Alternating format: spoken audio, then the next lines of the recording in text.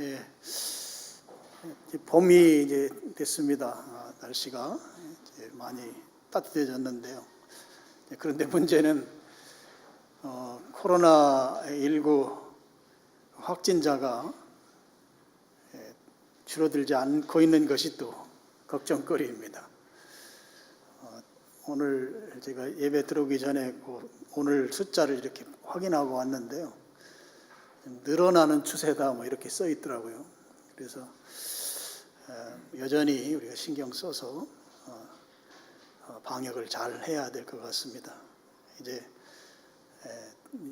그 백신 맞고 하면 금년 안에는 여러분 염려하고 걱정하는 것들이 다 사라지지 않겠나 그런 생각을 좀 하면서 오늘 십자가라고 하는 제목으로 우리 요한복음 쭉 나누고 있습니다. 오늘 본문 내용 함께 나누도록 하겠습니다. 먼저 31절 후반부에 보면 이 세상의 임금이라고 하는 표현이 나오는데요. 여기 이 세상의 임금은 사탄을 말합니다. 또 마귀라고도 합니다. 사탄이고요. 임금이기 때문에 통치자이죠. 왕권을 가지고 있는 자입니다. 그러니까 이 세상을 통치하는 통치권자가 사탄입니다. 그럼 이 세상은 마귀의 통치를 받는 곳이 되겠습니다. 그리고 우리 인간 내면에 죄성이라고 하는 것이 있습니다. 성경에 보면 옛습관이라고도 표현한 또 구습이라고도 표현한 그 부분입니다. 바로 이 죄성이라고 하는 이 영역이 이 세상과 아주 끈끈한 관계성 속에 있습니다. 그래서 사탄 마귀와 또 이 세상과 우리 인간의 죄성은 한통속이다. 요즘 사람들 표현을 하면 DNA가 같다. 어떤 차원인가 하면 하나님을 대적하는 차원에서 DNA가 같다. 한통속이다. 이렇게 말합니다. 이 세상은 이제 마귀가 활동하는 활동 공간입니다. 마귀가 통치하는 그 권역을 말하는 것이죠. 그래서 이 세상에서는 우리 인간의 죄성이 이 세상과 연결이 되면 우리 죄성이 활성화됩니다. 시들시들했던 죄성이 이 세상을 만나면 아주 활기차진다고 하는 것이죠. 그래서 이 세상은 우리의 죄성을 활성화시키는 일종의 산소호흡기와 같은 좋지 않은 측면에서입니다. 그런 역할을 하는 것이 바로 이 세상인 것이죠. 그래서 이 세상에 사람들이 관심을 집중하고 또 무엇인가 구미를 당기게 하는 요소들이 세상에 많이 있습니다. 그래서 우리들로 하여금 시간과 돈과 우리의 관심을 다 빼앗아가고 거기에 묶어두려고 합니다. 이게 사탄의 계략인 것이죠. 그래서 우리가 죄를 짓습니다. 죄를 왜 짓나요? 한마디로 말하면 죄는 재미있어서 짓습니다. 죄성이 추구하는 것과 궁합이 맞는 거예요. 그래서 재미있기 때문에 죄를 짓는 것이죠. 이 세상은 우리의 이 죄성이 좋아하는 영역에서 아주 발달해 있습니다. 그래서 계속해서 죄 짓도록, 그래서 죄가 우리 속에서 활성화되어서 죄가 활성화되면 당연히 죄는 하나님을 대적하는 요소이기 때문에 하나님으로부터 멀어지게 되겠죠. 그렇게 만드는 것이 이 세상이 하는 역할이고 마귀의 통치권 안에 있는 세상인 것이죠. 그래서 세상은 우리의 죄성이 재미를 느끼도록 아주 무한 리필, 계속해서 재미를 공급합니다. 그래서 죄라고 하는 것은 처음에 짓는 죄보다 점점 더 세고 강도가 높아야만 더 스릴이 있고 더 재미있어지는 것이죠. 그렇게 점점 더 세상 속으로 깊이 들어가고 그것은 반대로 말하면 하나님으로부터 점점 더 멀어지게 만드는 것입니다. 근데 오늘 31절 보면 이제 이 세상에 대한 심판이 이르렀다. 예수님께서 그렇게 말씀하셨습니다. 예수님께서 죽으심으로 이 세상에 대한 심판이 이루어진다 이 말씀입니다. 그러면 이 세상이 이제 심판당하는데 그 심판당하는 것이 예수님이 죽으심으로 말미암아 이제 그렇게 된다고 하는 것이에요. 그럼 이 세상에 대한 심판이 이루어지는, 심판해야만 하는 그 원인, 심판의 원인은 창세기로 올라갑니다. 아담 시대로 쭉 올라가죠. 여러분, 아담이 죄를 범합니다. 사탄의 말을 듣습니다. 하나님처럼 지혜로워진다고 하면서 꼬임에 넘어가죠. 그래서 우리가 흔히 말하는 대로 선악과를 이제 먹게 됩니다. 여러분, 하나님처럼 된다고 하는 말은 무슨 말인가 하면, 우리 피조물은 하나님을 경배하고 예배하는 존재로 하나님이 만드셨습니다. 모든 피조물은 하나님을 예배하도록 그렇게 하나님께서 창조하셨어요. 창조의 목적입니다. 그러면 하나님처럼 된다고 하는 것은 이 땅의 예배의 모든 피조물은 다 하나님을 예배하는데 하나님만 그 예배를 받으시는 분이신 것이죠. 그랬을 때 하나님처럼 된다고 하는 이 표현은 하나님께 예배를 드리지 않겠다고 하는 것입니다. 이것은 한 발짝 더 나아가면 나도 하나님처럼 예배 받는 자가 되겠다고 하는 것이죠. 그러니까 하나님이 가장 싫어하는 대척점에서 하나님을 대항하는 것이 바로 하나님처럼 된다고 하는 것이죠. 하나님께서 아담에게 창세기 1장 28절에 보면 생육하고 번성하여 땅에 충만하라, 또 땅을 정복하라, 또 바다의 물고기와 하늘의 새와 땅에 움직이는 모든 생물을 다스려라, 이런 명령을 내려주셨어요. 이것을 이제 우리가 한마디로 문화명령이다 그렇게 말합니다. 아담은 창조된 이후에 하나님께서 주신 이 문화명령에 순종하도록 하나님이 그를 이제 창조하신 것이죠. 그런데 아담은 하나님처럼 된다고 한 이 사탄의 말에 순종하는 그 순간 사탄의 종이 되어버렸습니다. 누구의 말을 순종하느냐에 따라서 그의 종이 되는 것이에요. 사탄의 종이 된 그 이후로 하나님께서 하나님의 문화 명령을 내리신 그 명령을 순종할 수 없게 된 것입니다. 그리고 이 세상 문화는 바로 사탄의 문화가 된 것이고 하나님과 멀어지는 문화, 하나님이 없는 문화를 만들어내게 된 것이죠. 처음 아담이 하나님처럼 되고자 시도한 데서부터 이 세상은 심판의 대상이 되어버렸다고 하는 것입니다. 이 세상 문화는 얼만큼 강렬하고 얼만큼 매혹적인가 하면 이 세상 문화를 지배하는 존재가 사탄인데 이 세상의 임금이잖아요. 그러니까 왕, 지배자이잖아요. 이 지배자를 예배의 대상으로 만들 만큼 세상 문화는 매혹적이고 그리고 우리를 강렬하게 이끌고 있습니다. 심지어 사탄은 예수님까지도 세상 문화를 이용해서 미혹하려고 하였습니다. 예수님까지.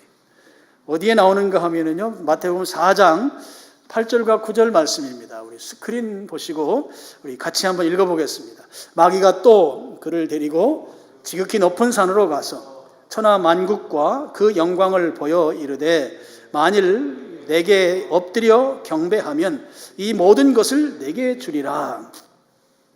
8절 다시 보겠습니다. 마귀가 또 그를 예수님을 데리고 지극히 높은 산으로 가서 천하 만국과 그 영광을 보여. 이 부분이 중요해요. 여기 천하라고 하는 말이 헬라 말로는 세상이라는 말이에요.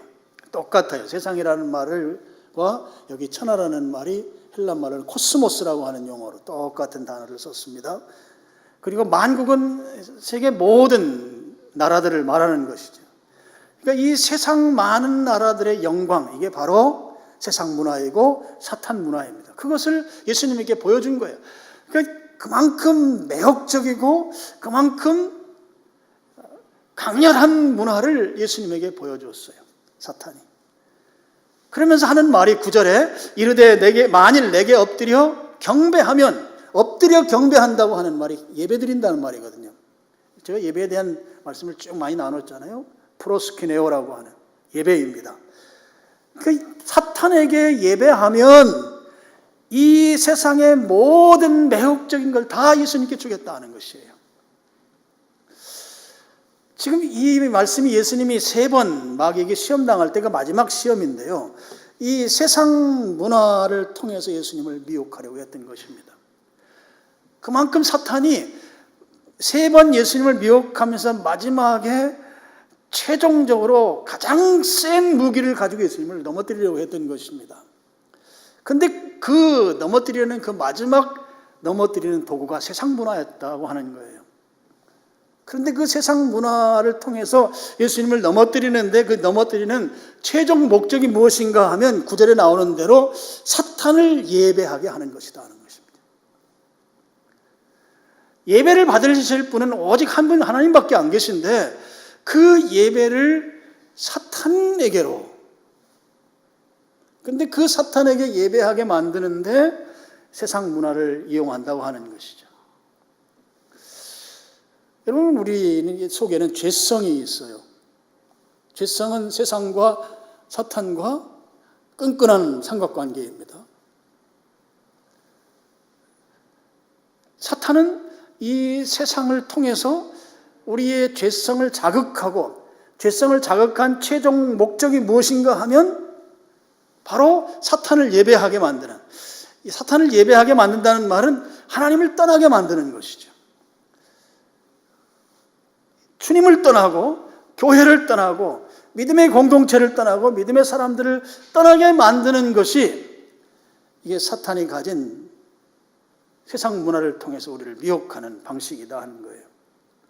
그래서 떠난 사람이 있어요. 디모데후서 4장 10절 상반절입니다.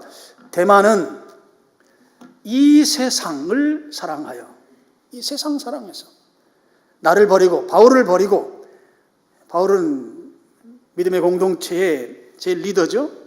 그를 버리고 데살로니가로 갔다. 세상을 사랑해서 믿음의 사람들을 떠나는 것이죠. 여러분, 예수님께서 죽으신 것은 바로 이 사탄의 문화, 사탄의 통치, 또 사탄을 경배하고 숭배하려고 하는 이 세상 문화를 걷어내고 하나님을 올바로 예배하게 하기 위한 목적이 예수님의 죽으신 목적이다 하는 거예요. 예수님께서 그렇게 죽으심으로 인해서 사탄의 통치가, 사탄의 문화가 더 이상 영향을 끼치지 않게 하시는 그 일을 예수님께서 하셨다고 하는 것입니다. 우리가 잘 아는 성경 구절 요한복음 3장 16절 보면 하나님이 이 세상을 이처럼 사랑하사 독생자 예수 그리스도, 독생자를 주셨으니, 이렇게 나오죠. 하나님이 세상을 이처럼이라는 말은 그 요한복음 그 후에 바로 두 구절입니다. 3장 14절 15절에 나오는 모세가 광야에서 뱀을 든 것처럼이에요. 바꿔 말씀을 드리면 예수님께서 십자가에 달려서 죽으실 만큼, 죽게 할 만큼 우리를 사랑하셔서 독생자 예수 그리스도를 이 땅에 보내신 하나님의 사랑이다, 이런 말씀인 것이죠. 그러면서 오늘 본문에 보면 31절에 이제 이 세상에 심판이 이르렀다. 예수님께서 죽으심으로 말미암아 이 세상은 이제 심판 받았다는 거죠. 예수님이 십자가에 달려 돌아가신 그 결과로 사탄은 쫓겨나게 된 것이죠. 이 세상은 심판받고 더 이상 사탄의 통치 영역이 사라졌기 때문에 거기에 사탄이 있을 수가 없습니다. 사탄은 쫓겨나게 된 것이죠. 그래서 31절 말미에 이 세상 임금이 쫓겨나리라. 예수님 아직 십자가에 달리기 전이시니까 미래형으로 쓰신 것입니다. 쫓겨난 것이죠. 여러분, 예수님께서 공생애를 사실 때 처음엔 시험 당하실 때는 사탄이 예수님을 끌고 다녔어요. 그리고 시험했습니다. 근데 이제 지금은 예수님께서 십자가에서 승리하시고 이제 그 사탄 마귀는 예수님에게서 쫓겨나게 되어 있습니다. 도망치게 되어 있다고 하는 것이죠. 여러분, 이것은 지금도 유효합니다. 요즘은 뭐 귀신 들린 사람이 많지 않지만 저 청년 때는 귀신 들린 사람이 한 동네에 두세 사람씩 꼭 있었어요. 귀신 들린 것과 정신질환은 좀 차이가 있습니다. 귀신 들린 것은 영적 영역에서 작동하는 것이고, 정신질환은 정신과적인 영역에 있는 것이죠. 지금 귀신 들린 사람이 없는 것은 그만큼 복음이 편만하다고 하는 것이죠. 이 땅이 복된 땅인 거예요. 축복된 땅이에요. 복음이 편만하니 귀신들이 힘을 못 쓰게 되어 있는 것입니다. 지금도 예수님의 이름으로 귀신을 내쫓으면, 예수님의 이름으로 축사하면 귀신은 7길로 도망가게 되어 있습니다. 여러분, 무당들이라든지 기타 잡신을 섬기는 사람들을, 우리 그리스도인들을 당해낼 수가 없습니다. 오늘 예수님께서 십자가에서 그들을 심판하셨고 세상의 임금 이 사탄 마귀는 쫓겨났기 때문에 지금도 예수님의 이름 앞에서 그들은 굴복하고 도망칠 수밖에 없다고요. 세상의 어떤 우상, 어떤 신도 예수님을 이길 수가 없는 것입니다. 우리는 그분을 믿고 있습니다. 예수님이 누구 말하고 최고 센 신입니다. 세상에 어떤 잡신도, 여러분 밤에 꿈자리가 뒤숭숭하거나 뭐 이런저런 것들이 이게 귀신이 장난치는 것 같으면 축사하세요. 예수의 이름으로 떠나라 외치시길 바랍니다. 예수님의 이름으로 물러나 말하기를 바랍니다. 선포하십시오. 떠나게 되어 있습니다. 예수님의 이름 앞에 세상의 임금은 쫓겨나게 되어 있다고요. 쫓겨나게 되어 있습니다. 예수님의 이름이 오늘 우리를 승리하게 하는 줄로 믿으시길 바랍니다. 예수님께서 죽으셨다고 하는 이 십자가의 죽으심은 곧 사탄을 심판하신 것입니다. 여러분, 사탄은 무기를 가지고 있는데요. 2개의 무기를 갖고 있어요. 죄라고 하는 무기와 사망이라고 하는 무기를 가지고 있어요. 이 무기를 가지고 세상의 왕이 된 거예요. 세상의 임금이 됐어요. 그래서 세상을 통치하고 있습니다. 우리 인간이 이 죄와 죽음이라고 하는, 죄와 사망이라고 하는데 가장 거기에 약점을 보이는 것이죠. 사망. 사탄의 무기입니다. 여러분, 죄와 사망의 이 무기를 무력화시키는 예수님은 십자가에 죽으셨다가 그 사망을 이기고 부활하신 데서 승리하신 것입니다. 더 이상 사탄의 무기가 영향력을 행사할 수 없는 것이죠. 죄와 사망이 더 이상 마귀의 강력한 무기로서 우리에게 기능하지 못하도록 되어 있다고 하는 거예요. 그렇기 때문에 예수님의 이름이 있는 곳, 예수님이 계신 곳, 예수님의 그 십자가의 복음이 있는 곳에서는 마귀는 도망가게 되어 있습니다. 귀신은 쫓겨나게 되어 있는 것이죠. 이 사실을 여러분 확신하기를 축복합니다. 여러분의 영적인 영역에서 여러분을 힘들게 하는 요소들이 있습니까? 예수님의 이름으로 물리치십시오. 소리치시길 바랍니다. 선포하시길 바랍니다. 예수님의 이름은 마귀를 쫓겨나도록 그렇게 이미 예수님이 승리하셨습니다. 32절과 33절은 예수님의 십자가의 죽음에 대해서 말씀합니다. 32절 보시면 내가 땅에서 들리면, 땅에서 들린다, 오히려 들린다는 말이죠. 바로 십자가에 매달려서 죽으신 것에 대한 말씀을 하시는 것입니다. 제가 이 십자가 말씀을 준비하면서 참고 서적들을 읽다가 새롭게 알게 된 사실이 한 가지가 있어요. 예수님 당시에 그 사람들이 이 십자가에 대해서 얼마나 혐오했는가. 저는 거기까지 생각을 잘 안 했었거든요. 그러면서 한 예를 드는 거죠. 식사를 하고 있는 사람들 앞에 십자가를 보여주면 그들이 밥을 먹다가 토할 정도로 십자가에 대해서 혐오감을 가졌다고 그래요. 그래서 가만히 생각해 봤어요. 우리나라에는 그렇게 혐오감을 가질 만한 것이 무엇이 있을까? 밥 먹다가 토할 만큼 혐오감 가질 게 없는 것 같아요. 근데 이 당시 유대인들은 식사하다가 이 십자가를 보여주면 먹던 음식을 토할 만큼 그렇게 십자가에 대해서 혐오감을 가졌다고 그래요. 왜 그렇게 그들이 혐오감을 가졌는가? 이 십자가는 사형틀입니다. 오늘날 우리는 액세서리로도 사용하고 장신구로도 하고 이렇게 있지만 사형틀이죠, 사형틀. 근데 이 십자가 사형이 너무너무 잔인하고 가혹하고 참혹한 죽음을 만들어내는 사형틀이었기 때문에 그 옛날 2000년 전에 순수했던 유대인들이 그 십자가를 보기만 해도 먹던 음식을 토할 만큼 그렇게 벌벌 떨고 혐오했다고 하는 거예요. 근데 이 십자가 사형 제도가 이제 로마 제국 시대에 콘스탄티누스 황제 때 교회를 이제 믿는 종교로 이렇게 인정했던 왕이죠. 이 황제죠. 이 황제가 황제 때 이제 그 십자가 사형 제도를 폐지했다고 그래요. 그래서 역사를 제가 대략 보니까 한 1000년 정도 중동과 유럽 역사 가운데 이 십자가 사형 제도가 사용됐어요. 헬라 시대, 로마 제국 시대. 식민지를 지배하는 수단으로 반란을 한다든지 정치범들,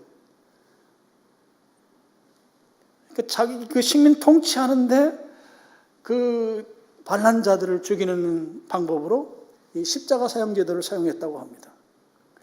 이 십자가에 그 매달린 사형수는 약 7일에서 8일 정도 십자가 위에서 무릎을 이렇게 구부려서 십자가에 매다는데 숨을 쉬려면 몸을 위로 올려야 되잖아요. 우리는 숨 쉬는 것이 지금 여러분이 심장이 건강하면 숨을 쉬는지 안 쉬는지 전혀 모르잖아요. 그게 건강한 거거든요. 뭔가 느끼면 이게 건강한 게 아니에요. 근데 이 십자가에 매달려서는 숨을 쉬려면 다리에 힘을 주고 몸을 위로 올려야 돼요. 근데 팔목에 못을 박고 발에 못을 박고 무릎에 힘을 줘야 이제 몸을 위로 올리잖아요. 그래 흉경막이 열려야 호흡이 되니까. 근데 몸은 밑으로 늘어지고 그 호흡이 제대로 안 되니까 나중엔 결국 7, 8일 동안 힘들게 하다가 질식사해서 죽는다고 그래요. 그래서 그 과정이 십자가에 매달려 들려 있잖아요. 공중에. 지나가는 사람들이 볼 수가 있습니다. 그런데 인류 역사상 가장 잔인하고 고통스러운 사형 방법이 이 십자가 처형법이었다고 하는 거예요. 그래서 우리 성경에도 나오는 것처럼 너무 고통스러우니까 좀 일찍 죽으라고 무릎뼈를 부러뜨리는, 그래서 무릎에 힘을 주지 못해서 일찍 죽게 만드는 그런 내용이 성경에 나오잖아요. 예수님은 그렇게 하려고 했는데 예수님이 이미 돌아가셔서 다리를 부러뜨리지 않았다고 성경에 기록되고 있습니다. 당시 예수님 시대에 십자가라고 하는 말만 들어도 거부감이 크던 시대였는데 그런 시대에 그 십자가에 예수님이 죽으셨습니다. 특히 유대인들에게 있어서는 이 나무에 달린다고 하는 것은 유대인 율법에 하나님의 저주를 받았다고 하는 성경 말씀이 있어요. 그러니까 지금 십자가라고 하는 이 사형틀에서 돌아가시는 것도 너무너무 힘든 일인데 고통스럽고 견딜 수 없는 일이고 이 참혹한 십자가인데 근데 거기에다 더해서 유대인들에게 있어서는 하나님의 저주받은 자가 십자가에 달린다. 나무에 달린다. 그런 예수님입니다. 십자가에 달린 그 예수님을 구세주로 믿는다고 하는 것이 도무지 유대인들로서는 받아들일 수 없는 것이죠. 그래서 예수님을 그들이 믿지 않았던 것입니다. 여러분, 그 내용이 신명기 21장 22절 23절에 나와요. 우리 같이 한번 읽어보겠습니다. 사람이 만일 죽을 죄를 범함으로 네가 그를 죽여 나무 위에 달것은 그 시체가 나무 위에 밤새도록 두지 말고 그날에 장사하여 내 하나님 여호와께서 내게 기업으로 주시는 땅을 더럽히지 말라. 나무에 달린 자는 하나님께 저주를 받았습니다. 나무에 달린 자는 하나님의 저주를 받았다. 십자가에 대한 혐오감이 그렇게 크던 초대교회 당시에 사람들이 십자가 복음을 들었잖아요. 이 복음을 듣고 사람들은 크게 둘로 나뉘었습니다. 극명하게 나뉘었어요. 어떻게 둘로 나뉘었는가 하면 이 십자가 속에 담겨있는 그 혐오감, 역겨움, 그리고 모순, 어떻게 그 하나님의 저주받은 예수님이 우리를 구원할 수 있는가? 그래서 단숨에 그 이야기를 듣고 거절하는 그런 부류들이 한 부류가 있었고, 또 한 부류의 사람들은 이 십자가 복음이 끔찍한 복음이지만 그 복음 앞에 굴복하고 하나님의 은혜를 경험하는 부류가 있었다고 하는 것이죠. 초대교회 당시에는 이 둘 중에 하나, 중간지대는 없었다는 거예요. 어중간한 태도를 취하는 자들이 없었다.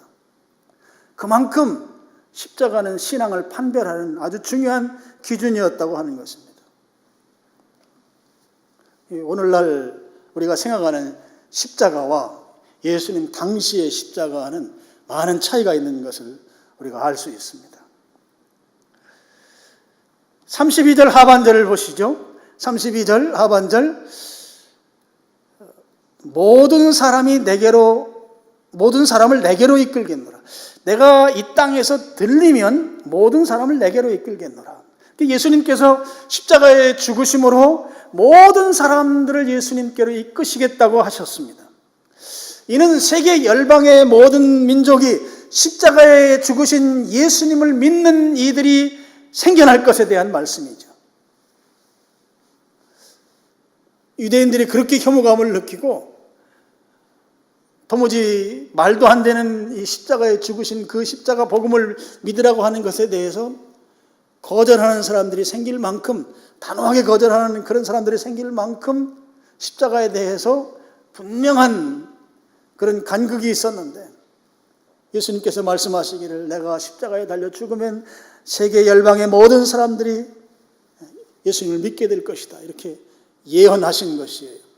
여러분, 이 말씀은 정확하게 들어맞았습니다.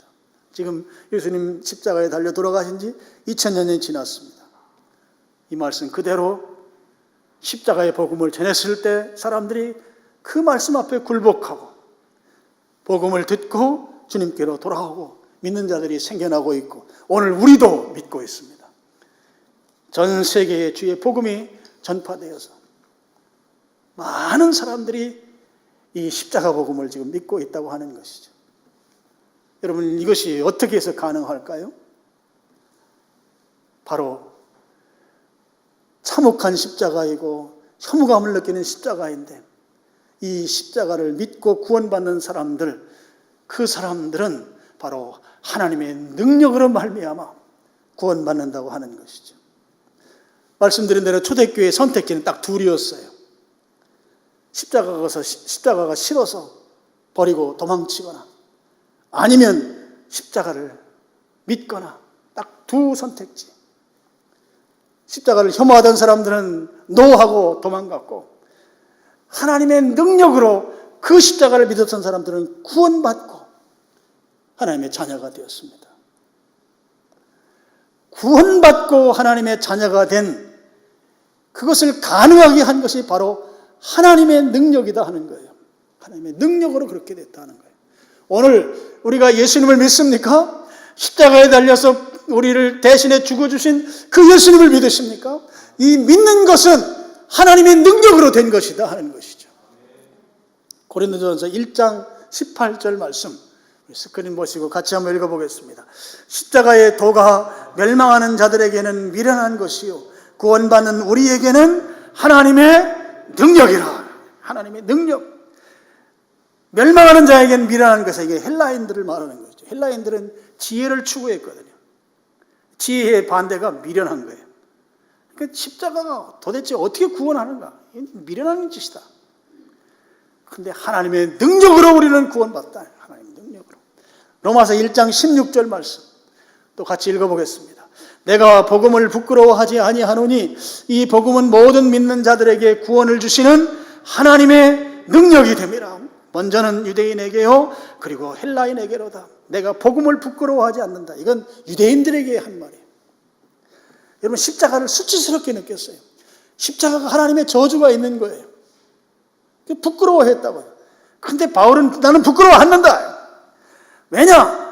믿는 자에게 구원을 주시는 하나님의 능력이기 때문이다. 하나님의 능력으로 구원받는다 하는 거예요. 여러분 십자가를 믿는다고 하는 것이 내 힘으로 된 것이 아니라 하나님의 능력으로 됐다고 하는 것입니다. 여러분 이 십자가 복음 자체가 하나님의 능력인 줄 믿으시길 바랍니다. 십자가의 이 복음이 하나님의 능력입니다. 십자가에 못 박힌 예수님을 선포했는데 전했는데 하나님의 능력이 힘해서 사람들이 예수님을 믿기 시작하는 거예요. 내가 십자가에 못 박힌 예수 그리스도를 전파했는데 사람들이 그 예수님을 구주로 믿는단 말이에요. 근데 그 믿는 것을 보니까 하나님의 능력이 그렇게 하더라 하는 것입니다. 하나님께서 이 놀라운 기적을 사람들이 예수님 앞에 믿음으로 나올 수 있도록 예수님 앞에 굴복할 수 있도록 하나님께서 그렇게 능력으로 역사하셨다는 것이에요. 빌립보서 2장 8절 11절에 그 내용이 나옵니다. 제가 읽겠습니다. 8절 예수는 사람의 모양으로 나타나사 자기를 낮추시고 죽기까지 복종하였으니 곧 십자가에 죽으심이라. 예수님이 십자가에 죽으셨습니다. 그랬더니 9절 이러므로 하나님이 그를 지극히 높여 모든 이름 위에 뛰어난 이름을 주셨습니다. 하나님께서 예수님을 높여주셨습니다. 그래서 10절에 하늘에 있는 자들, 땅에 있는 자들, 땅 아래에 있는 자들 모든 피조물들이죠. 모든 피조물들이 모든 무릎을 예수의 이름에 꿇게 하시고 하나님이 그렇게 꿇게 하셨다는 거예요. 하나님의 능력인 것이죠. 하나님의 능력이 하늘에 있는 자들이든지 땅에 살고 있는 우리들이든지 이미 죽은 영으로 있는 땅 아래에 있는 자들이든지 모든 무릎을 예수님의 이름에 꿇게 하셨다. 하나님이 그렇게 하셨다. 예수님 앞에 굴복하도록 하나님의 능력으로 예수님을 높이시고 사람들이 그 주의 복음을 전하면 그 복음 앞에 굴복하게 되어 있다고 하는 것입니다. 그래서 11절에 모든 입으로 예수님을 주라고 시인한다. 예수님을 주님이라고 부르도록 하나님의 능력이 역사하셨다고 하는 것이죠. 여러분 우리가 지금 예수님을 주님이라고 부른다고 하는 것은 내 스스로의 의지로 내 지성으로 그렇게 하는 것이 아니고 하나님의 능력이 우리를 굴복시키셔서 하나님의 능력으로 그렇게 부르시는 줄로 믿으시길 바랍니다. 이것이 바로 하나님께 영광이 되는 것이죠. 여러분 오늘 예수님께서 그 험악한 십자가 1세기의 예수님 시대 초대교회 시대에는 밥 먹다가 토할 정도로 그렇게 혐오감을 가졌던 그 십자가에 예수님 매달리셔서 또 하나님의 저주로 일컬어지는 그 나무에 매달려 피 흘려 죽으셨습니다. 그로 인해서 우리가 구원받았습니다. 그리스도인이 됐어요. 하나님의 자녀가 됐어요. 십자가의 복음으로 구원받고 하나님의 아들이 됐고 하나님의 딸이 됐습니다. 그럼 구원받은 우리가 어떻게 살아야 할 것인가? 갈라디아서 2장 20절 말씀 마지막 구절입니다. 우리 같이 한번 읽어보겠습니다. 내가 그리스도와 함께 십자가에 못 박혔나니 그런즉 이제는 내가 사는 것이 아니요 오직 내 안에 그리스도께서 사시는 것이다. 이제 내가 육체 가운데 사는 것은 나를 사랑하사 나를 위하여 자기 자신을 버리신 하나님의 아들을 믿는 믿음 안에서 사는 것이다. 여기에 중요한 교훈 두 가지가 나와요. 한 가지는 내가 그리스도와 함께 십자가에 못 박혀 죽었다 하는 거예요. 그런데 지금 내가 살고 있어요. 예수님과 나와의 차이점이에요. 예수님은 실제 십자가에 못 박혀 죽으셨고, 우리는 예수님이 내 대신 십자가에 못 박혀 죽으셨기 때문에 우리는 믿음으로 십자가에 못 박혀 죽은 거예요. 그래서 지금 내가 죽었기 때문에 내가 살면 안 돼요. 그래서 갈라디아서 2장 20절 그렇게 말하잖아요. 그런즉 이제는 내가 사는 것이 아니고 오직 내 안에 그리스도께서 나를 옷 입고 사는 것이에요. 지금 우리가 사는 것은 내가 사는 게 아니고 예수님이 나를 옷 입고 산단 말이에요. 옷 입고. 내가 예수님의 옷입니다. 그래서 내가 하는 말은 예수님의 말이고 내가 하는 행동은 예수님의 행동인데 겉모양은 나예요. 이게 신비입니다.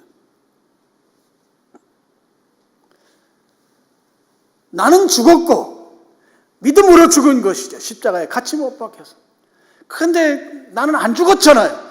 안 죽었는데 그러면 지금 내가 지금 사는 것은 내 안에 있는 그리스도가 나를 옷 입고 나라고 하는 존재가 옷이 되어서 그분의 옷이 되어서 사는 것이다 말이에요. 그분이 사는 것이다. 중요한 한 가지 교훈이죠. 또 한 가지 교훈은 이제 내가 육체 가운데 사는 것. 지금 우리 죽지 않고 살아있잖아요.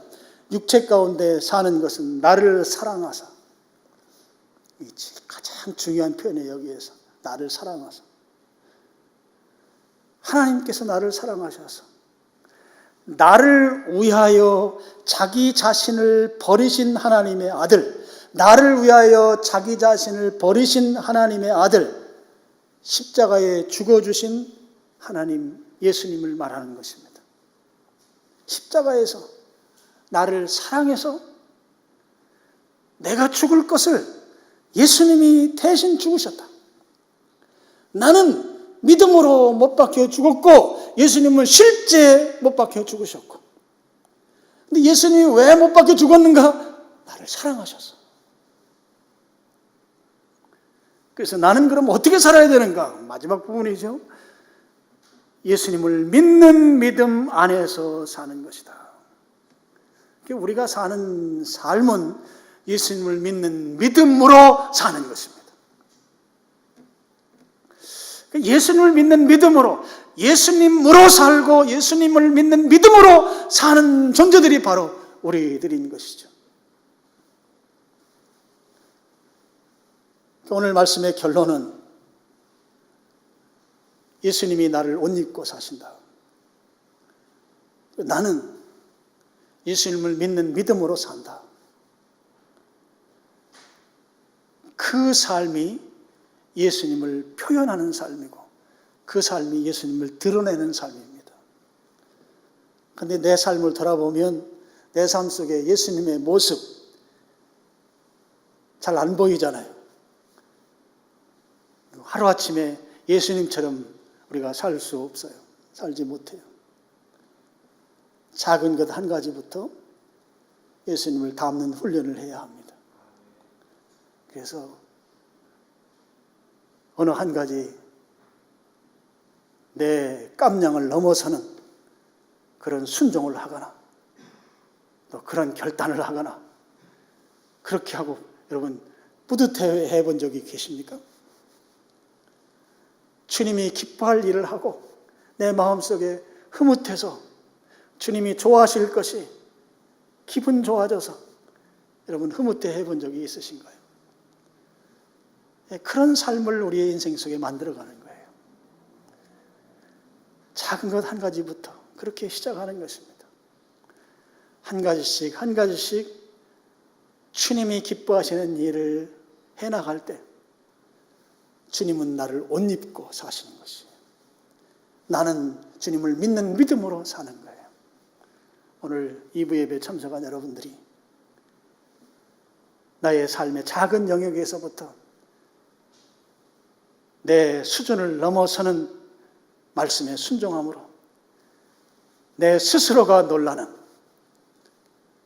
내가 주님이 기뻐하는 일을 했구나.